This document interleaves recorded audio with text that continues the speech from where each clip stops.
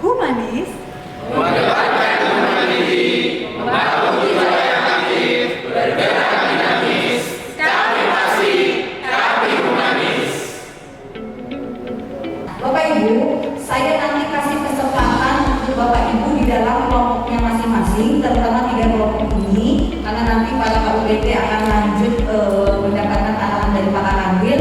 Nah, saya minta 3 kelompok ini nanti mendiskusikan ya apa yang dari pedoman ini yang sudah ada ini, silakan berkelompok mendiskusikan.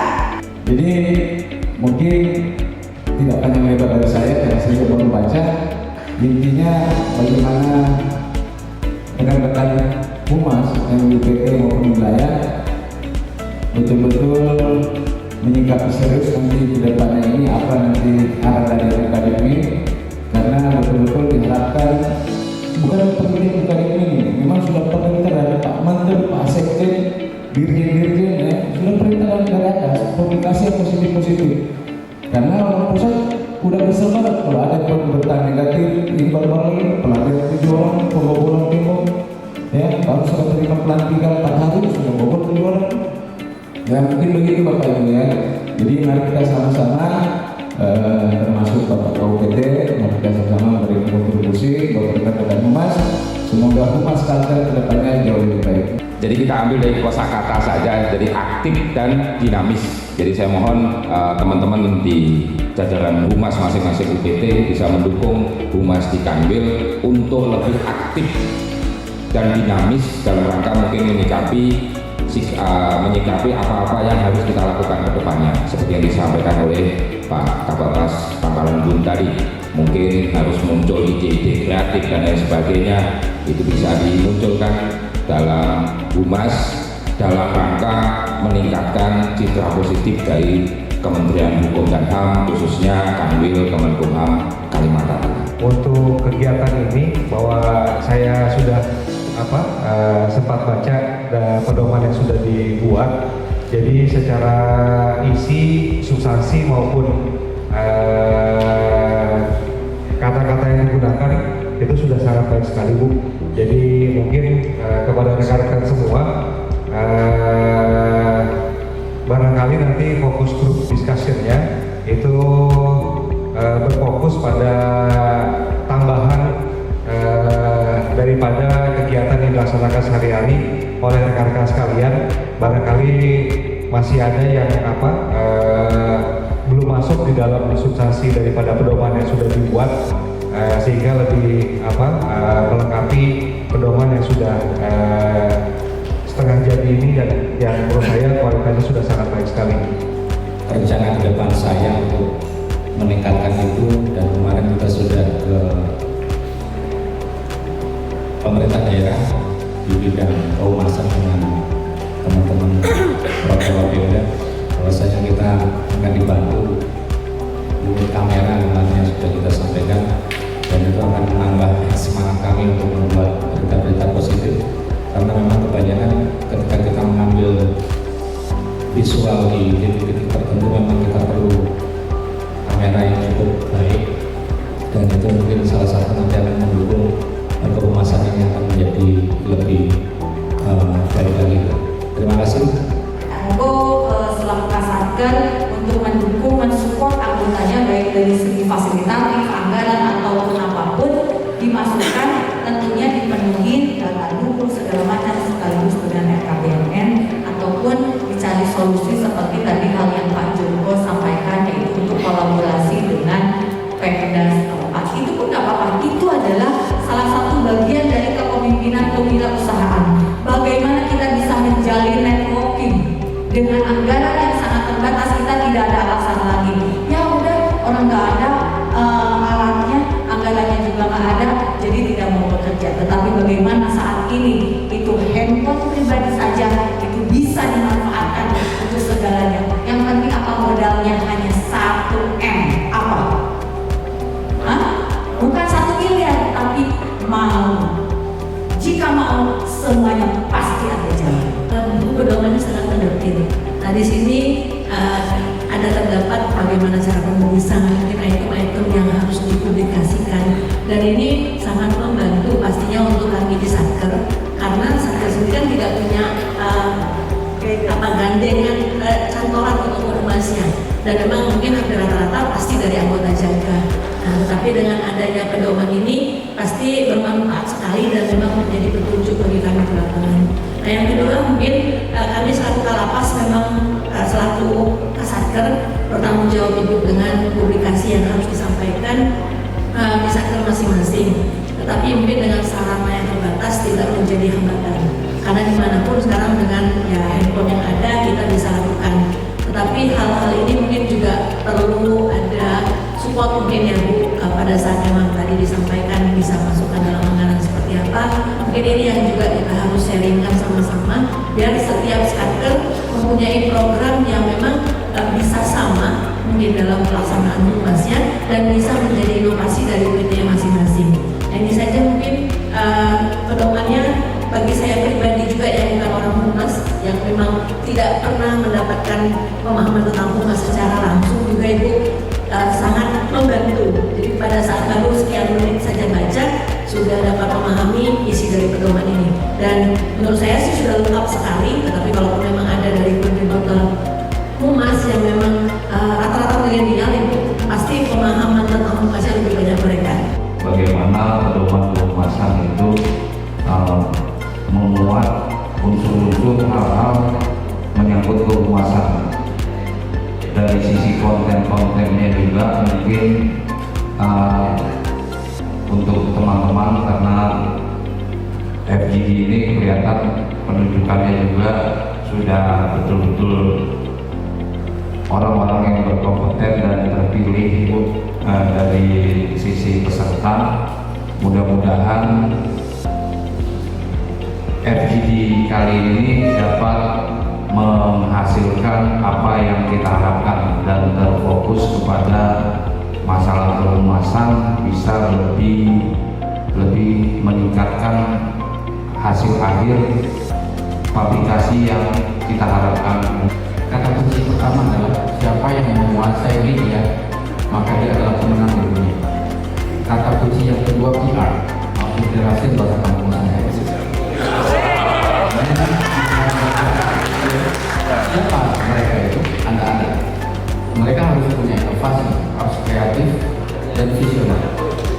Dan saya pertama tentunya memberikan apresiasi kepada mereka yang sudah membawa topik ini sebagai perubahan dan sudah disusun lengkap. Ini luar biasa. Tinggal bagaimana kita mencapai goal tadi, bagaimana kita menguasai media sehingga man-nya tadi, man behind dan siapa kalian membuat ini menarik enggak?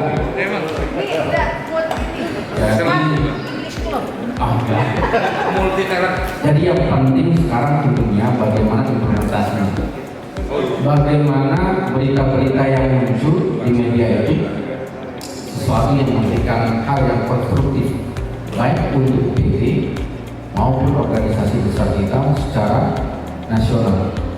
Dan selama ini yang kurang pada kita kehumasan diarahkan. Jadi ini kita ini sebagai fungsi utama yang akan melahirkan berita, sehingga apa yang diharapkan oleh Bu Kadif, dia akan mengimplementasikan ini dengan rancangan proyek perubahan. Mudah-mudahan sukses Bu, dan itu juga bisa memberikan legacy yang luar biasa untuk kehumasan kita. Humanis ini bukan hanya humas aktif dan dinamis, tetapi sekarang itu kata-kata humanis itu menjadi kata-kata favorit. Kenapa? Karena disitulah sisi humanity-nya muncul. Polri yang humanis, pelayanan yang humanis, seperti itu. Tetapi kita juga bagaimana bisa menjadi humas yang aktif dan dinamis. Karena apa? Perubahan zaman ini dinamis, penuh dengan ketidakpastian. Kalau teman-teman humas yang layak play lambat, Lamborghini, ya. Iya, dia harus adaptif, dia harus agile, bahkan harus penuh percaya diri. Nah, maka tugas kami lah selaku memang pembina SDM, saya bertanggung jawab, maka support, tapi saya tidak bisa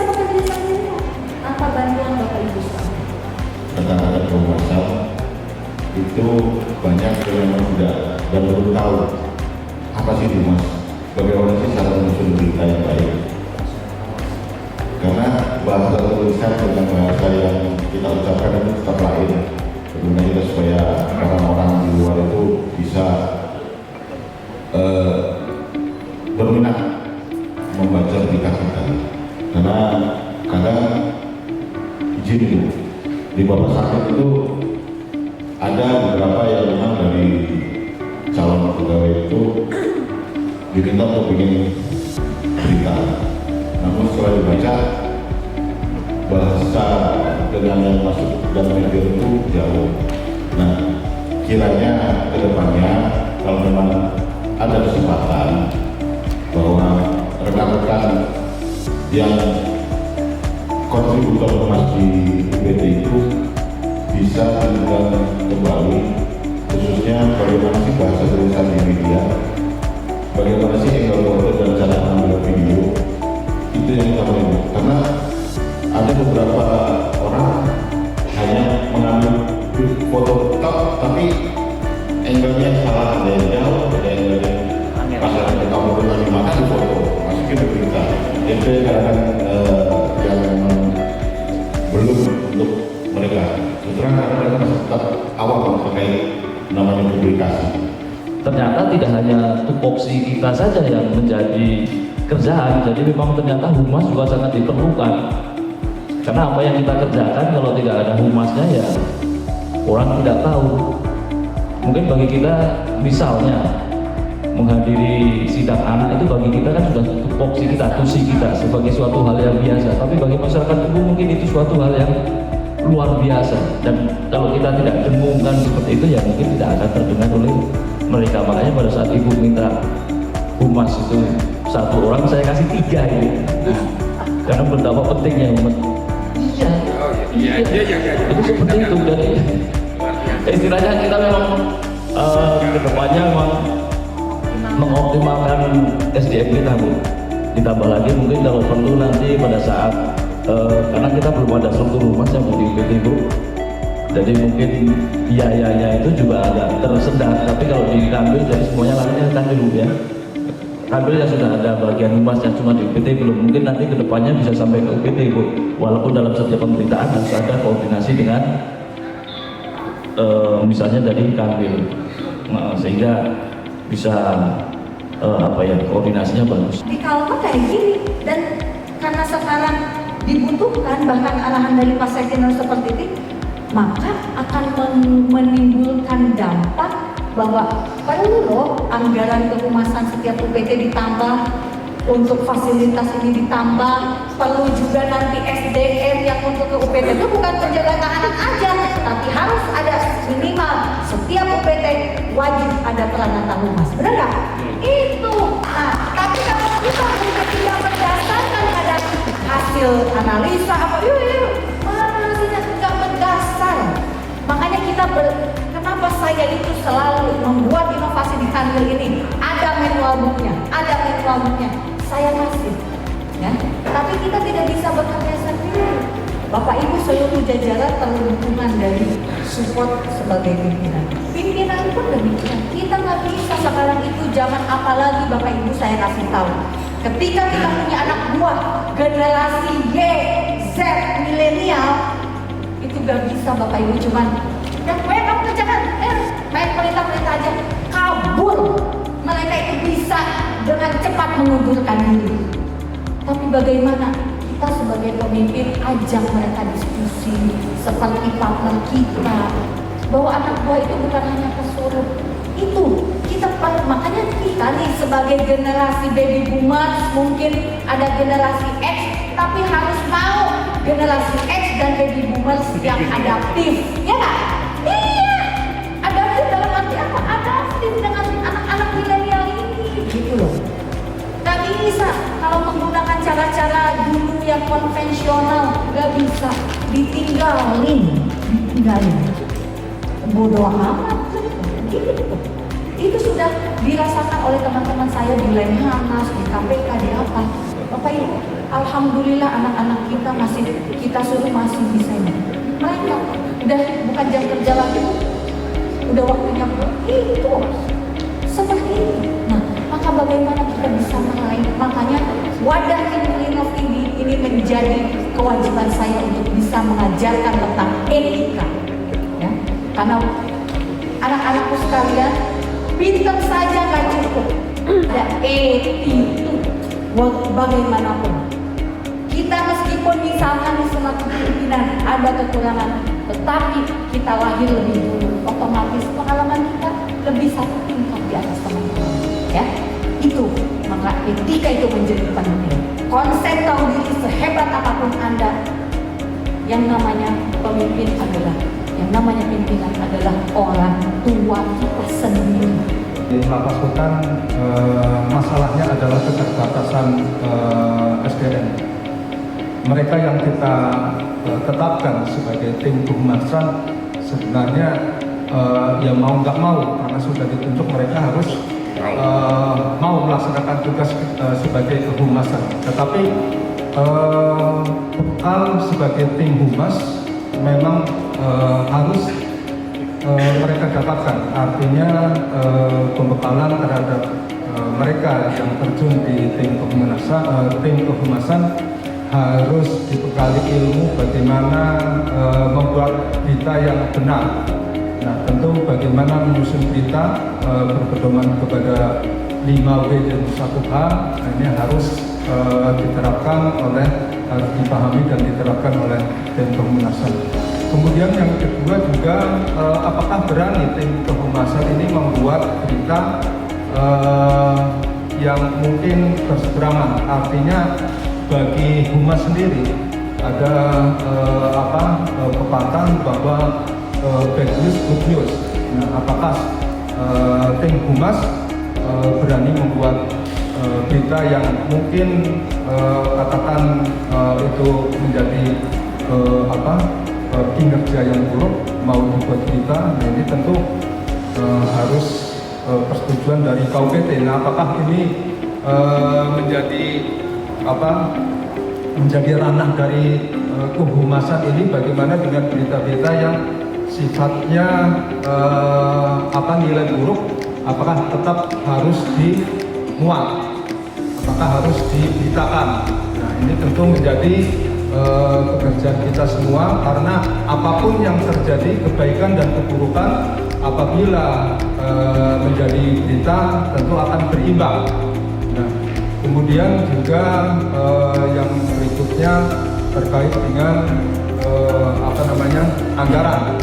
Mungkin teman-teman tadi sudah menyebut di Lapas Rutan anggaran kehumasan memang tidak ada, tidak didukung dengan anggaran yang ada. Nah, tentu mungkin Ibu Kadin sebagai supporting di kantor wilayah bisa mendorong agar di Lapas Rutan ada anggaran untuk kehumasan. Artinya tim humas yang mungkin mencari berita atau membuat berita itu bisa dibekali dengan anggaran yang ada. Yang sudah kalian baca di pedoman humanis tersebut, saya minta saran dan masukan. Kritik juga boleh, ya. Kritik yang membangun tapi ya, bukan kritik yang negatif. Oke? Ada yang ditanyakan mungkin?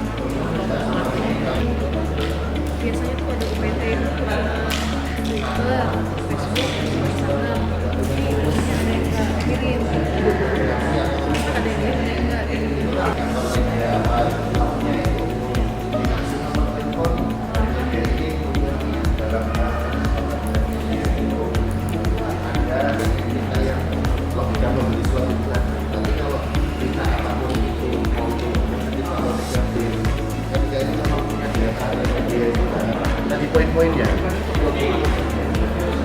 Ada.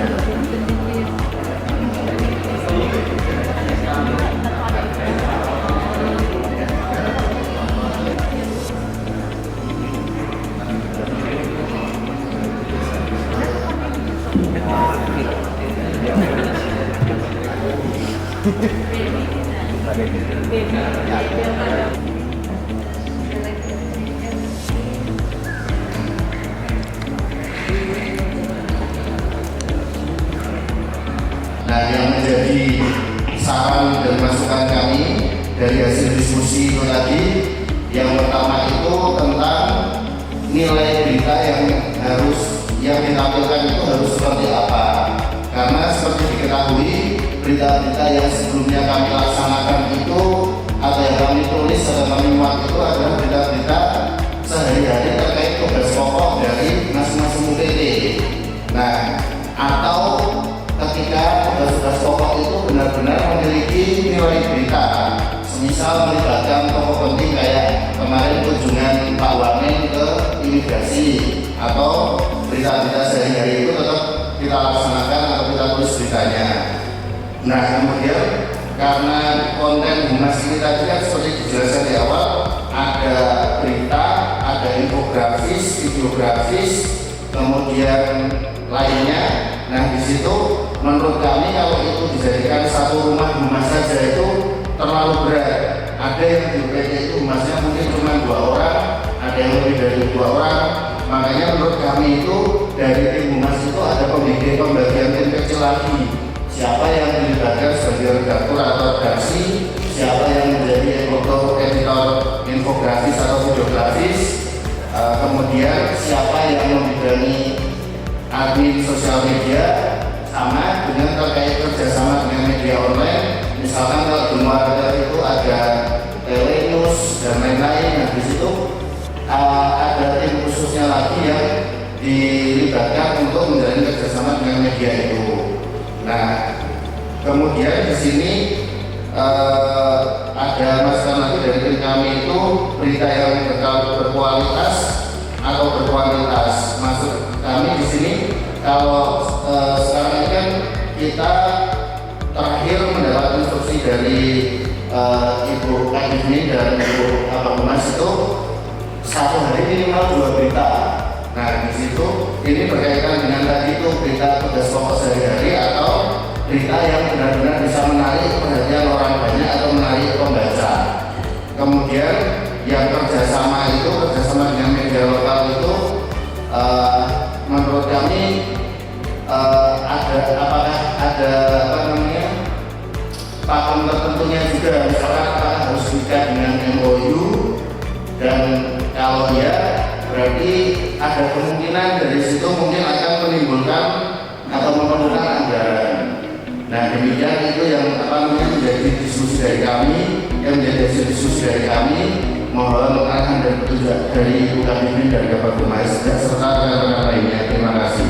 Ini hanya 1 orang, jadi mungkin itu pun nanti bisa di-SK-kan SK Kepala Unit Pelaksana Teknis. Jadi udah tahu nih tugasnya Mas Fuad adalah membuat berita, yang mendokumentasikan mungkin teman-teman yang lainnya, atau yang membuat infografis si B, seperti itu ya Mas ya.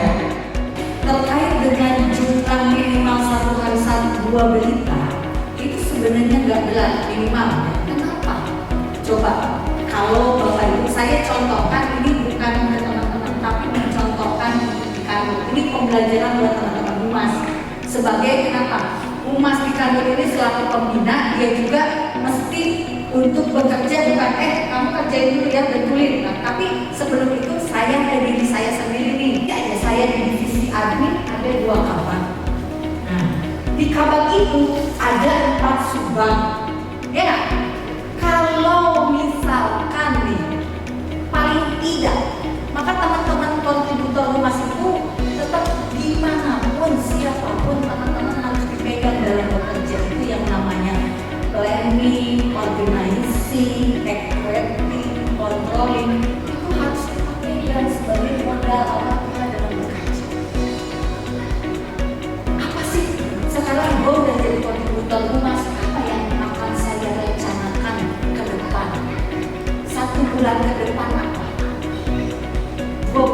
depan mata kan direncanakan kan?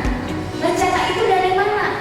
Berangkat dari tusi aja. Seperti saya tadi, divisi admin ada 2 bagian, masing-masing bagian ada 4 subbagian. Masing-masing bagian kalau bekerja semuanya pasti akan berlipat, ya nggak? Manfaatnya untuk masyarakat itu gua apa? Ya, kalau lu melakukan tusi dengan baik, apa yang gua peroleh kata masyarakat itu? Kalau mungkin masyarakat di lapas ya warga binaan, atau mungkin keluarga, atau kalau di lapas klien kan itu. Kalau di imigrasi sudah jelas masyarakat itu, ya jelas nggak? Jadi jangan dulu jangan dulu kita menyerah sebelum kita berusaha. Kita apa?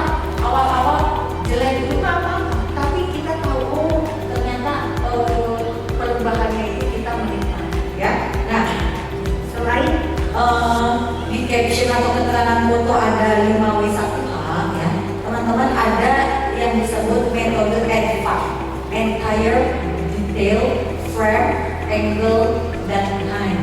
Nah, jadi satu foto itu berbicara, ya. Jadi bagaimana EDFA ini adalah proses dalam mengincar bentuk visual atas peristiwa yang diambil. Mungkin kita nggak nulis berita panjang aja, ketika foto itu kita potret dengan ini, foto itu sudah berbicara. Maka berita itu dan teman-teman nggak usah panjang-panjang. Kalau udah jelas 5W1H-nya dan fotonya sudah berbicara, udah jelas.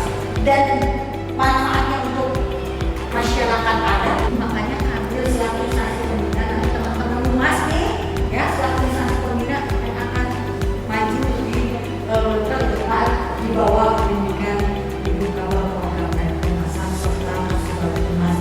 Mungkin pedoman ini harus disesuaikan dengan Peraturan Nomor N-IN.04.03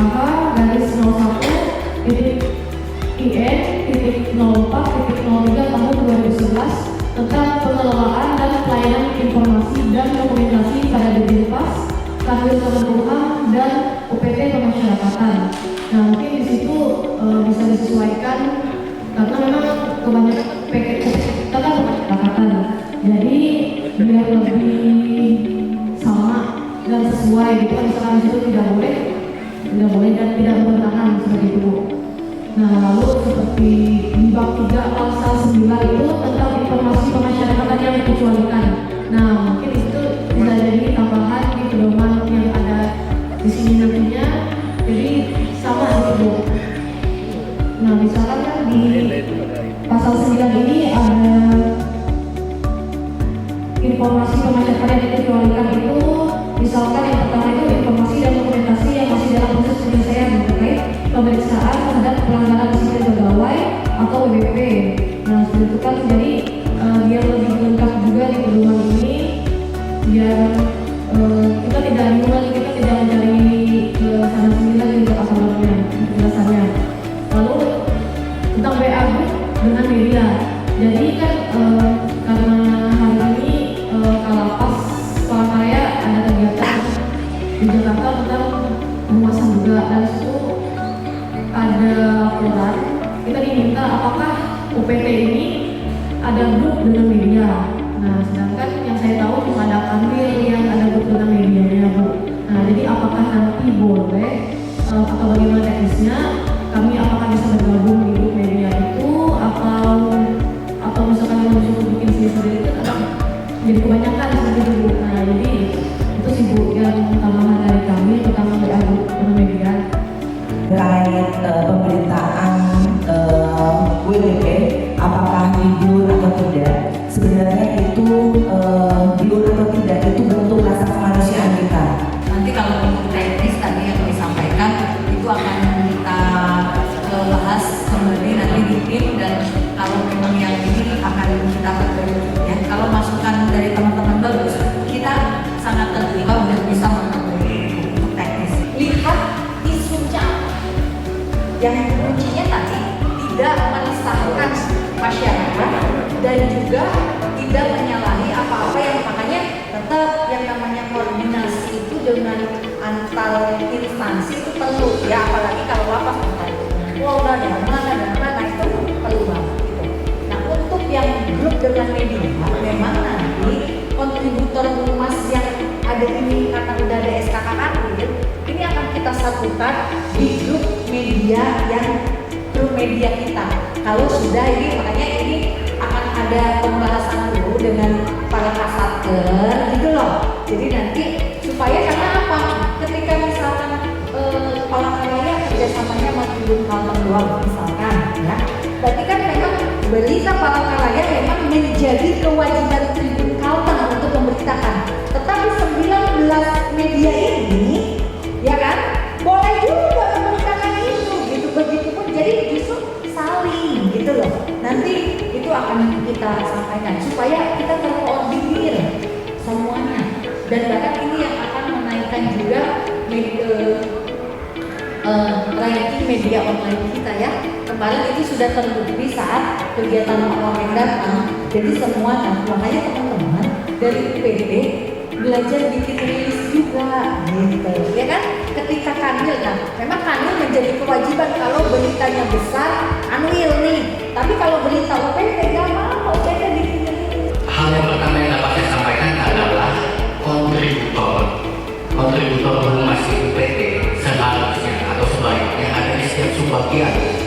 Kalau ini kami ya, Bapak itu kebetulan kecil aja sub-subnya gitu. Jadi termonitor. Cuma kasihan kalau untuk yang teman-teman di lapas.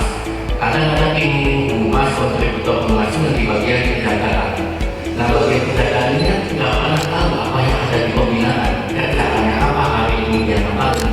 Nah maka dari itu sudah disebutkan oleh kami juga, mungkin nanti di SKUPT-nya mencantumkan nama-nama yang ada di setiap subbagian. Nah itu sangat membantu.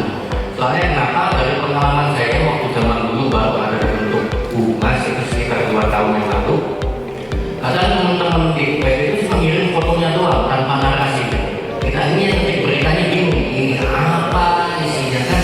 Mau ditulis sekarang juga malu-maluin kan gitu. Nah jadi sehingga kami perlu sedikit narasi untuk mengembangkan pemberitaan tersebut. Kemudian poin selanjutnya adalah waktu upload di media. Sering saya lihat upload di media itu kadang pagi, sore, saat orang-orang ini nggak membuka HP-nya, nggak membuka media sosial. Jadi saran saya sebaiknya kalau dalam nge-post pemberitaan itu ada di waktu prime time. Prime time itu kapan? Yaitu di jam istirahat antara jam 12 sampai jam 1 dan sore hari sepulang kerja. Itu kemungkinan bakal banyak yang membaca hasil pemberitaan kita. Kalau kita juga membuat berita ini untuk dibaca orang luar, bukan cuma kita doang. Kalau kita doang mah sehari di Instagram dia juga cukup gitu. Tapi ini informasi yang penting yang ada di hari itu harus kita bisa tersampaikan ke masyarakat luar seperti itu. Kemudian, nah ini yang sering terjadi kalau di kantor saya sendiri adalah judul atau tagline-nya yang nggak menarik. Makanya saya kadang kopinya tuh mengejar mereka tuh supaya ayolah bikin judul yang bikin penasaran orang, yang malah menimbulkan pertanyaan apa sih itu isinya. Jadi orang-orang tuh ya kepo, pengen baca dalam bawahnya seperti itu. Jadi menurut hemat saya adalah justru judul yang paling penting dan juga kemungkinan bakal sulit. Kenapa? Karena judul itu perlu inspirasi kalau kita membuatnya. Dengan adanya judul yang membuat penasaran orang itu, nanti kemungkinan materi yang ada di bawahnya bisa dapat disampaikan seperti itu. Kemudian juga terkait ada sudah disebutkan kelompok lain, alangkah baiknya gitu. Kita itu apa ya bahasanya ya, mencari bakat. Kalau saya sendiri saya pakai namanya saya minat di bagian pemberitaan nulis berita gitu. Saya mungkin sehari bisa bikin 2 atau 3 pun mampu, tapi saya nggak akan mampu bikin infografis dan videografis. Oleh karena itu sebaiknya UPD ini diserahkan kepada yang mampu. Kenapa? Infografis itu memang di saat-saat ini itu yang justru dilihat dengan satu gambar, tapi satu gambar itu berbicara sudah ada tulisannya, gambarnya, arah tujuannya ini mau kemana, itu yang paling penting. Nah, jadi maksud saya lebih baik mencari orang yang mampu, bukan mau menggunakan tugas itu ya, tapi maksudnya passionnya itu di gambar gitu, sehingga apa yang materi kita dapat tersampaikan.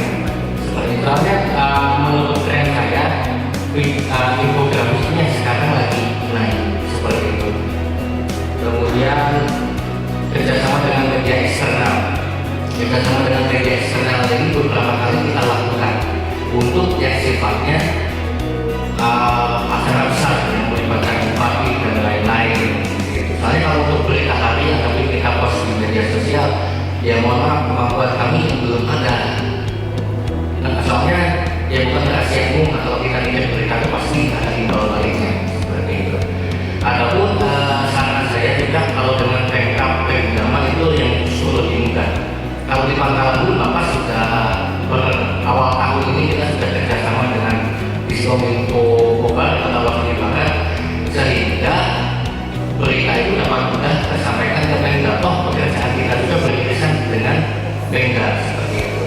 Cuma hati-hati kalau untuk berita yang di pos di luar ini kadang harus seperti jurnalistik, yaitu ada kutipan langsungnya dan kutipan langsungnya tidak ada dalam satu alinea yang sama seperti itu. Jadi masing-masing subseksi atau seksi itu ada kontributor humas. Jadi yang mengetahui itu sih pelaksanaan kegiatan itu adalah masing-masing subseksi atau subbagian ya. Kalau di lapas, rutan atau bapas. Nah itu saya setuju kalau di masing-masing seperti kami juga masing-masing divisi ada namanya kontributor humas juga.